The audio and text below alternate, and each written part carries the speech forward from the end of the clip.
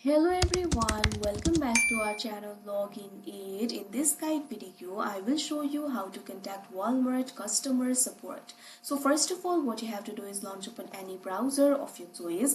Click on the search bar and type in this link walmart.ca/en/help/contact-us. After that, you'll be led to the contact us interface of Walmart. From here, you'll be able to contact them.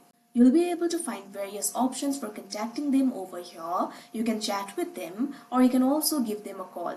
They are available 7 days a week between 7 a.m. and 1 a.m. Also, you'll be able to find the phone number over here. So you can simply call this phone number and contact them. Likewise, you can also contact them about the services. You'll be able to find the options like photo center, Walmart gift cards, etc. You'll be able to find the specific phone numbers for these services over here. So you can simply give them a call if you want to contact them regarding the services. Also, you'll be able to find the option for find a store near you. If you want to talk them in person, you can also visit a Walmart store. You can simply click on this option and you'll be able to find a store near you. Also, the best way for contacting them is via chat. For that, what you have to do is click on this option, go to chat, or you can also click on this option chat that you can see on the screen.